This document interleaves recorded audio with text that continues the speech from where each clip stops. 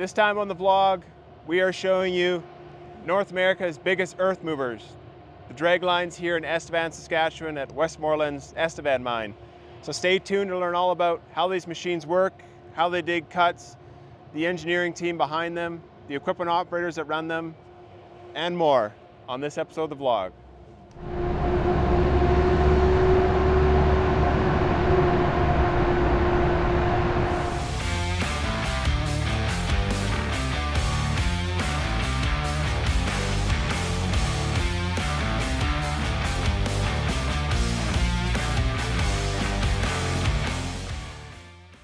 Welcome to the Estevan Mine, Saskatchewan's largest open-pit coal mine and Westmoreland Mining's flagship operation, located in Estevan, Saskatchewan. The mine extracts lignite coal, supplying it to nearby Boundary Dam and Shan power generating stations to create baseload electricity for Saskatchewan and beyond. The mine employs 5 walking draglines. We have 2 Bucyrus Erie 1570Ws, named the Queen and the Badger, respectively.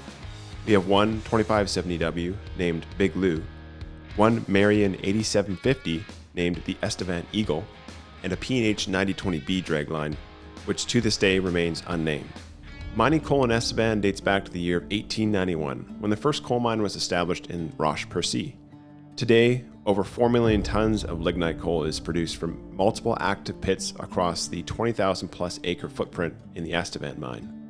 The Estevan mine mines 3 main coal seams, Roche-Percy, Souris, and Estevan main seam. With coal buried deep beneath the Earth's surface, the question remains, how do they move millions of cubic yards of overburden to get to the coal?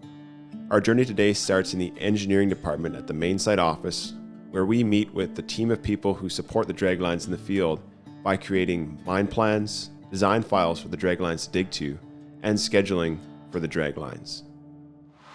Well before the dragline begins to dig, boreholes are drilled across the property to identify depth of overburden, consistency of coal, and the quality of coal in the area. This data is then combined with drone surveys to build mining plans for the dragline through the engineer's software packages. The engineers on site use a software called Dig 3D to build both a dragline mining schedule and build design files for the dragline to dig to. These design files are then uploaded to Pegasus inside the dragline so the operator can see where he's digging and stick to the plan. So before they had 3D Dig, this is what they used to illustrate the process and show operators and plan. So you've got your existing box cut, you've got your new box cut, you got your coal down there, spoil piles, you've got your dragline replica here, you've got your power cable there, spoil piles here, you got a little, looks like maybe a 10 up there or something, but this is what they used to kind of plan and illustrate the mining process before. So this is the drone they use to do scans in the field. So it's made by Wingtra, and they'll set it up and fly it and get 3D contours. Based on what they've planned and what they've achieved, they can reconcile between that. They can get volumes calculated from the actual flights. So they put that into Pix4D, and they can actually see their volumes and reconcile against what they've planned to move, the amount of earth they've planned and what they've got. And then it also helps for future scheduling to see the layout of the land and where the dragline's gonna go. So a little bit more technology that goes into helping the draglines dig than a lot of people think. This would be an example of the plans they build here in the engineering department, but they fly that drone, that fixed wing drone, they can get a 3D contour or bird's eye view of the land. They can actually overlay their plans on it. So we've got down here, we've got the dig lines for the drag line, the pad lines, the chop line, which they're going to set their bucket in and establish that high wall.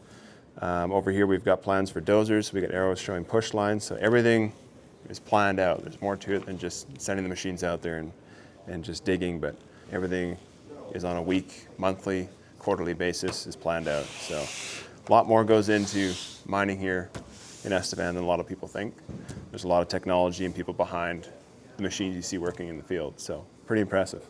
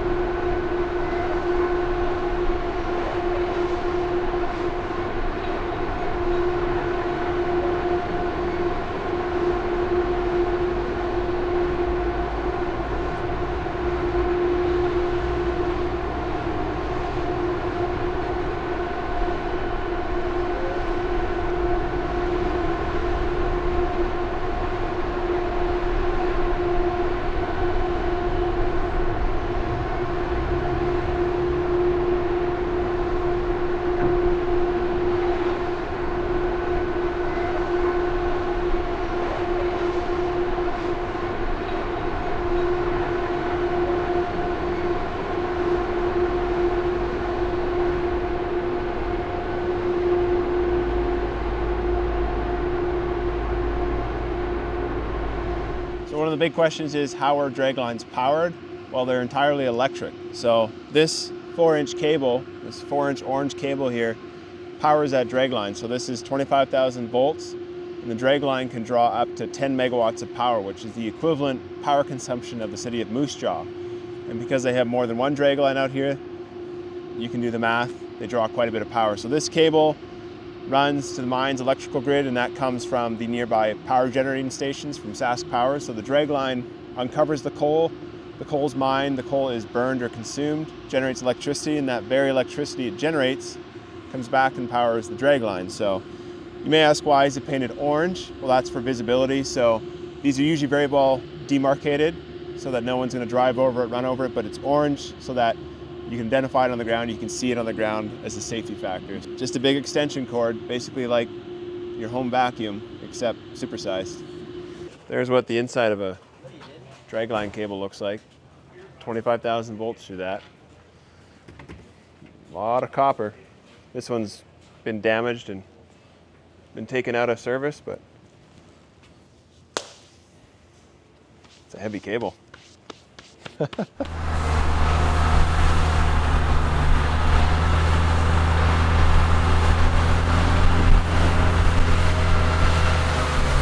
each dragline has its own dozer assigned to it. Sometimes it's a 10, sometimes it's a D11. The dozer's job is basically to support the dragline operations, so that includes ripping hard ground, cleaning off coal, pushing off what are called rolls. If the dragline pulls material too close towards it when it's doing like a back cut or something, the dozer will come in and push those off. The dozer also helps with any remaining overburden removal, prepping the pad to allow the dragline to advance in the cut. So the dozer and the operator is a critical piece to allowing that machine to be productive.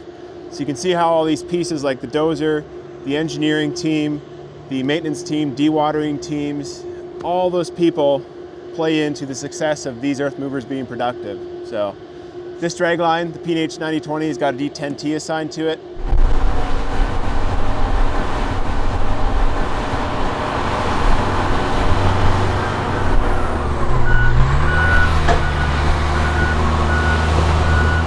The 9020 was delivered in 1999. It actually took 2 years to build it, so it's the newest dragline.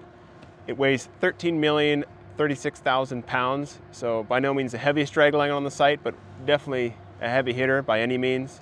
The boom is 340 feet long. It can reach over 200 feet deep. It can stack up to 158 feet high on the spoil piles.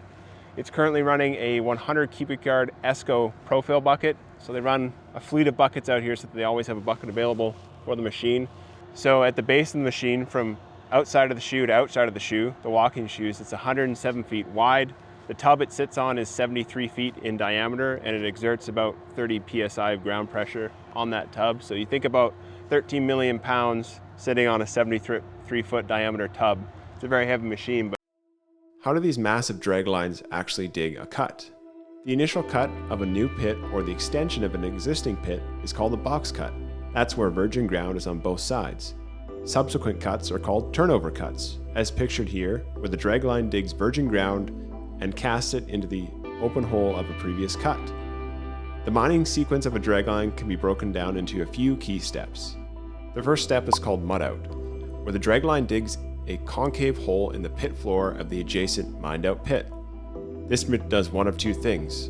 First, the dirt from the mud out is used in what's called a backpost, creating a vertical pile of dirt. The second is it creates a concave hole in the pit floor, which helps lock in overburden piles on the pit floor, as opposed to just leaving it flat and piling tons of overburden on top, which may lead to instability. The second step is digging what's called a key cut. This establishes the high wall and allows it to be sloped at a safe 60-degree angle instead of vertical. Material from the key cut is then piled in the mud out, forming a second or front post. These two piles of dirt, or cones of dirt, form the barrier in which the remainder of the overburden is spoiled behind. After the key cut, the dragline will spin around and dig what's called a back cut. This back cut allows for not only swing room, but also advances the pad behind the dragline, because as you'll see, draglines walk backwards. After the back cut is established, the dragline then swings around and moves in on the prime, or the face cut, which is the remainder of the block of dirt on which the dragline was excavated. This dirt is then spoiled or stowed away behind the existing front and back posts and forms the spoil pile. After this is complete, the coal is exposed and the process is repeated over again until enough coal is exposed that the operations team can move in and mine the coal.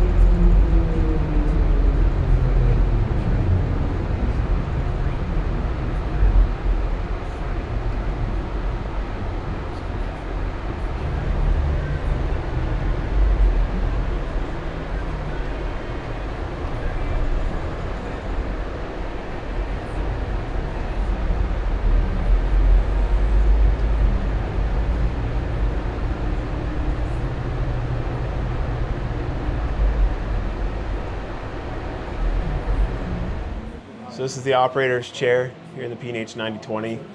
So the operator focuses on running the dragline. The oiler focuses on doing his checks. The oiler also helps move the dragline, so if they need to mine the cable with the tractor, he'll do that. And then you've got your dozer operator down there. He's currently pushing off some rolls, so you basically have 3 people who run this machine. Your operator sits here and runs it.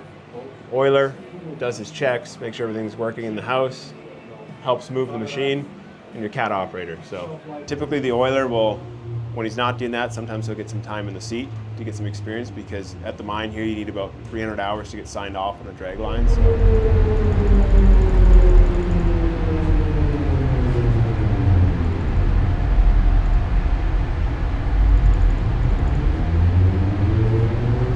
Each dragline is fitted with Pegasus.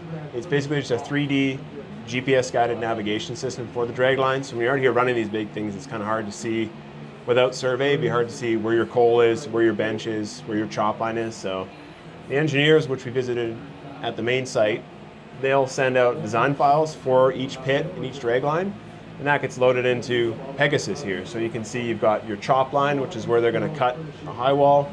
You've got where your coal is going to be. You've also got where your pad is going to be. You've also got a bit of an offset. So they, here at Estevan, they do a bit of an offset between where the coal is in the bottom of the pit and where their spoil piles are, because they want to have a bit of room there so that they can mine all the coal. They don't lose any coal with the spoil being right up tight. So everything the dragline does is monitored through here, and this also reports things like production time, so digging time, building pad, mud out, key cut, downtime, rain events, so weather events, downtime. It also records bucket weight, so they can do daily production summaries. It'll give you daily or weekly BCM summaries, or bulk cubic meter, so how they can tell how much is moving. It'll also monitor stress indexes on the boom. So everything that this dragline experiences and does runs through Pegasus.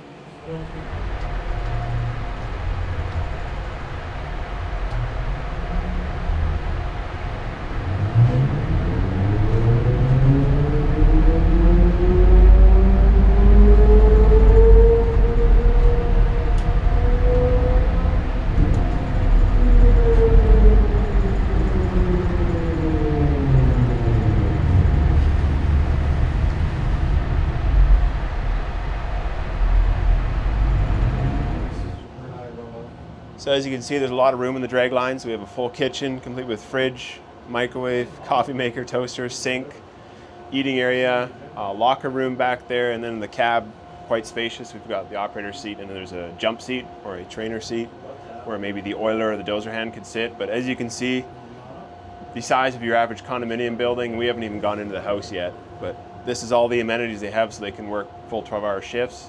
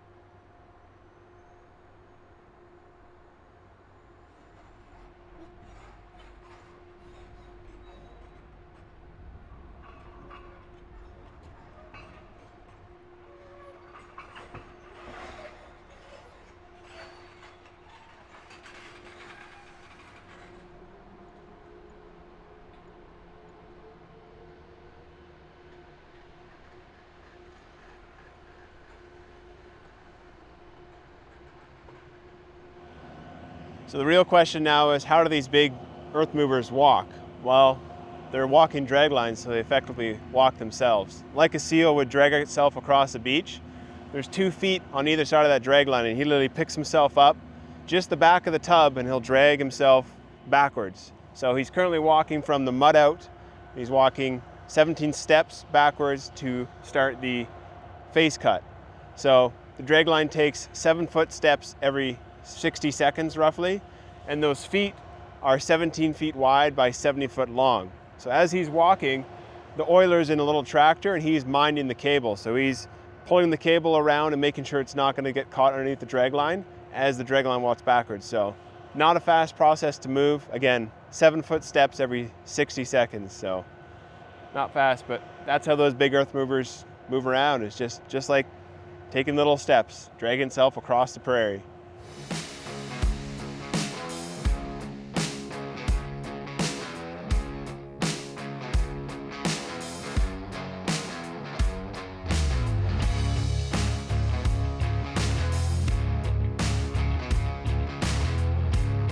So part of the mining process here, after the cover soil or topsoil has been removed, they actually blast in this particular area of the mine. There's a lot of rock here, so they use a down the hole hammer Terex drill, which will drill 4-inch blast holes.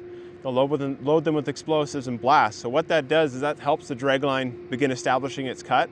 Because the hardest part of the dragline establishing the cut is when it has to shear in or chop the actual virgin ground.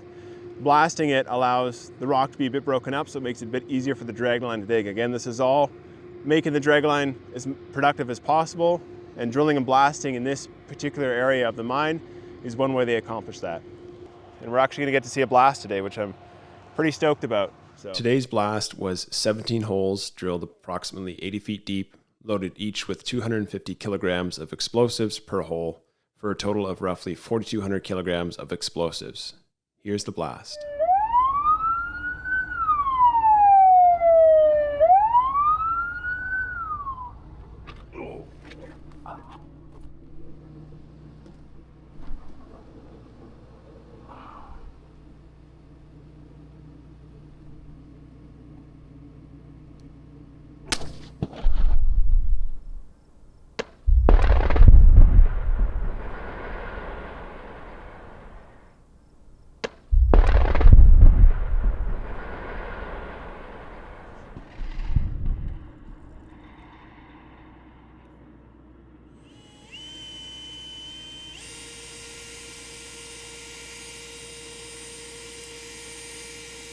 After the dragline removes overburden, it's time to mine the coal.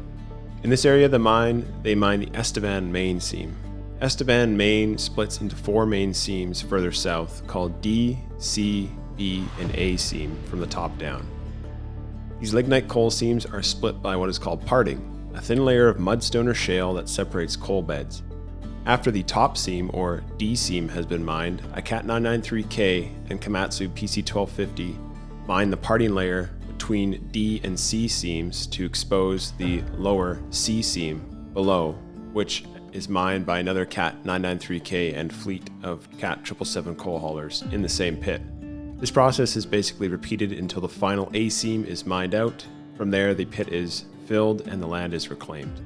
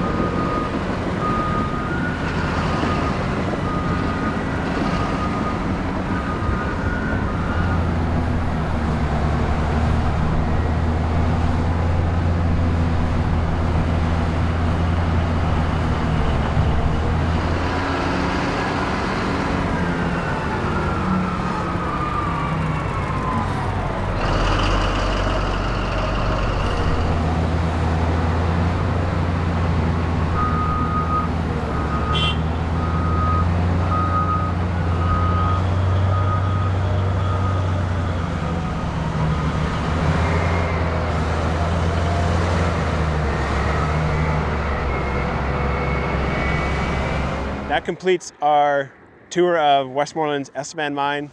Big thank you to Westmoreland Mining for having us out. If you want to learn more about Westmoreland or you're interested in a career at the Estevan Mine, I will leave the link to their website down below. You can check that out. They're always looking for equipment operators, millwrights, electricians, in-house staffs like technical services, engineering, supervisory, all those sort of roles. So big thank you to Westmoreland Mining for having us out. It's much appreciated, and I hope you got some insight into how they mine coal here, how the draglines operate and how they maintain them. So thanks again. We'll see you on the next episode.